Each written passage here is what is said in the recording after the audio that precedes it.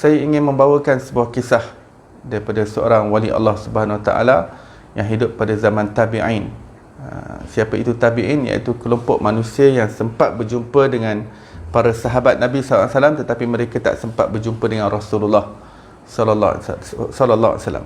Jadi kelompok yang tak sempat jumpa Rasulullah tapi sempat jumpa dengan golongan sahabat, kelompok ini dipanggil sebagai tabi'in. Jadi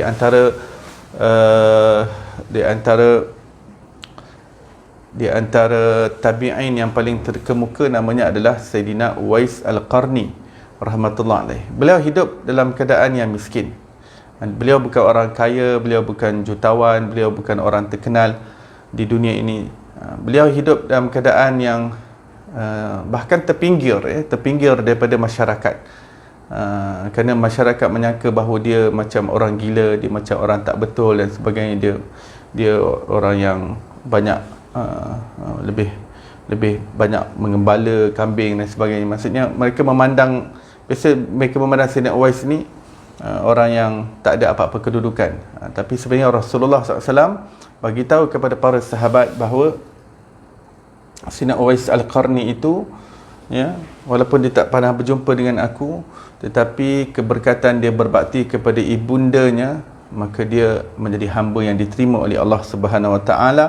Dan jika kamu berjumpa dengan dia, sampaikan salam aku kepadanya. Dan kamu wahai sahabatku, kalau kamu jumpa dengan Uwais Al-Qarni, nama Uwais Al-Qarni ni telah pun disebut oleh Rasulullah sallallahu alaihi wasallam. Rasul kata kamu minta doa daripada dia untuk kamu. Demikian betapa tingginya martabat Sayyidina Uwais Al-Qarni. Sehingga Nabi sallallahu alaihi wasallam mengatakan bahawa Uwais Al-Qarni ini tidak masyhur di dunia, tapi namanya masyhur di kalangan penghuni langit. Apa maksudnya? Maksudnya di dunia ini dia tak dikenali, dia tidak masyhur, dia tidak glamour di kalangan manusia. Tetapi nama Uwais Al-Qarni ini, kata Rasulullah, disebut-sebut oleh para malaikat. Maksudnya para malaikat berbangga-bangga dengan amalan Sayyidina Uwais Al-Qarni, kebesaran jiwa yang dimiliki oleh Sayyidina Uwais Al-Qarni rahmatullah alaih. Jadi kisah yang saya nak bawa tentang Sayyidina Uwais Al-Qarni ini ialah beliau ada orang miskin, kadang beliau mencari makanan kadang-kala daripada apa yang telah dibuang oleh manusia. Jadi pada suatu hari beliau pergi ke tempat persampahan, kalau ada lebih-lebihan makanan yang manusia tak habis, manusia buang, jadi makanan itu masih elok, jadi beliau nak cari makanan-makanan yang berada di kawasan tempat persampahan. Jadi ketika beliau sedang mencari, menguis-nguis sampah sarap untuk mencari makanan tersebut, tiba-tiba datang seekor anjing. Dan menyalak kepadanya, seolah-olah nak bagi tahu kepada Sayyidina Uwais Al-Qarni bahawa ini dia punya kawasan. Ni tempat makanan ni, kawasan dia lah, kawasan Abang Long anjing tadi tu. Ya, anjing tu dia menyalak lah kepada Sayyidina Uwais Al-Qarni ni. Dan Sayyidina Uwais dia tak hiraukan anjing tersebut kerana beliau sedang mencari makanan, tetapi anjing itu terus menyalak-nyalak kepada Sayyidina Uwais Al-Qarni. Kemudian Sayyidina Uwais Al-Qarni berkata kepada anjing tersebut, kita lihat apa yang Sayyidina Uwais utarakan, kan? Apa yang Sayyidina Uwais utarakan itu yang mahal. Itu yang kita ingin ambil pelajaran, itu yang kita ingin mengambil iktibar, ya. Sayyidina Uwais Al-Qarni berkata kepada anjing tersebut, wahai anjing, engkau mencari makanan di tempat engkau dan kau kuis di tempat engkau, dan aku tidak ganggu engkau, aku tak kacau engkau, maka aku kuis makanan di tempat aku dan kau jangan usik aku, kau jangan kacau aku. Kemudian beliau mengatakan, Sayyidina Uwais Al-Qarni mengatakan, wahai anjing, sesungguhnya antara aku dan engkau, aku tidak tahu siapa yang lebih mulia di sisi Allah Subhanahu Wa Taala. Siapa di antara kita berdua yang sebenarnya lebih mulia, ataupun siapakah di antara kita yang lebih hina di sisi Allah Subhanahu Wa Taala. Kerana selagi mana aku tidak dapat melintas titian sirat, maka aku tidak dapat pastikan diri aku ini lebih mulia ataupun lebih hina daripada engkau, wahai anjing. Jadi Sayyidina Uwais tadi dia adakan dialog lah dengan anjing tadi, walaupun anjing tu tak menjawab apa yang diutarakan oleh Sayyidina Uwais Al-Qarni. Tapi Sayyidina Uwais dia sedang cari makanan di tempat persampahan, tiba-tiba datang anjing menyalak kepadanya, maka dia ajak berdialog. Walaupun tak ada jawapan lah daripada anjing tersebut, tetapi kita mendapat iktibar, kita dapat kutip satu pelajaran yang besar daripada perkataan Sayyidina Uwais Al-Qarni, yang di situ menzahirkan apa yang terbuku dalam jiwanya, apakah sifat mulia yang ada dalam dirinya, bagaimana cara pandangnya kepada sesama makhluk Allah Subhanahu wa Ta'ala. Jadi segalanya itu terungkap dengan apa yang dizahirkan, apa yang diutarakan dengan ucapan-ucapan daripada Sayyidina Uwais Al-Qarni rahmatullahi alaih.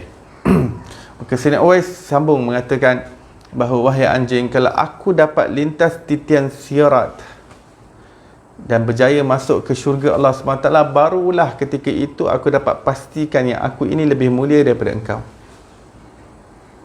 Tetapi kalau aku tidak berjaya melintas titian sirat dan aku terhumban ke dalam api neraka buat selama-lama, jika kerana kesalahan aku di dunia ini yang menyebabkan aku tercampak buat selama-lamanya ke dalam api neraka, dan ianya boleh saja terjadi kerana aku tak tahu selagi mana hayat di kandung badan, aku tak tahu sejauh mana aku dapat beriman pada Allah dan sejauh mana aku dapat mati dalam keimanan. Seseorang yang mati dalam keadaan kekufuran, maka dia terhumban dan tercampak ke dalam api neraka buat selama-lamanya. Dan oleh kerana aku tidak ada jaminan, kata Sayyidina Uwais Al-Qarni, aku masih belum ada jaminan aku dapat lintas titian sirat ataupun tidak. Adakah aku terhumban ke dalam api neraka buat selama-lamanya ataupun tidak. Segalanya itu masih belum ada jaminan untuk diriku, dan aku tidak tahu apa nasibku. Maka selagi mana aku tidak mengetahui tentang hal tersebut, maka pada ketika ini di dunia, aku tak tahu sama ada antara aku dengan engkau, siapakah yang lebih mulia. Boleh jadi engkau lebih mulia daripada aku di sisi Allah Subhanahu wa Ta'ala. Jadi apabila kita merenung apa yang disebutkan oleh Sayyidina Uwais Al-Qarni ini, maka kita dapat mempelajari bahawa Sayyidina Uwais Al-Qarni dalam hatinya itu sentiasa memandang dirinya itu seorang yang hina, seorang makhluk yang hina. Beliau tidak sombong, beliau tidak angkuh, beliau tidak ada merasa keakuan diri, beliau tidak merasa hairan dan takjub dengan pencapaian dirinya. Tetapi beliau sentiasa muhasabah dan sentiasa melihat dirinya adalah orang yang hina, orang yang tak tahu apa yang berlaku padanya di hari akhirat nanti. Maka dalam hatinya itu sentiasa bersangka baik kepada Allah Subhanahu wa Ta'ala. Dalam masa yang sama, dia dapat bersangka baik sesama makhluk Allah Subhanahu wa Ta'ala.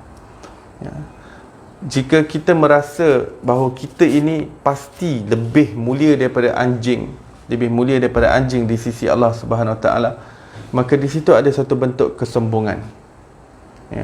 Di situ ada suatu bentuk kesombongan. Sebab itu Imam Junaid Al-Baghdadi rahmatullah alaih mengatakan, jika kamu menyangka bahawa diri kamu lebih mulia, lebih baik daripada anjing kurap sekalipun, maka di situ adalah tanda wujudnya kesombongan dalam dirimu. Tanda wujud kesombongan dalam diri manusia apabila dia menyangka diri dia lebih baik daripada makhluk yang lain, walaupun daripada anjing kurap sekalipun.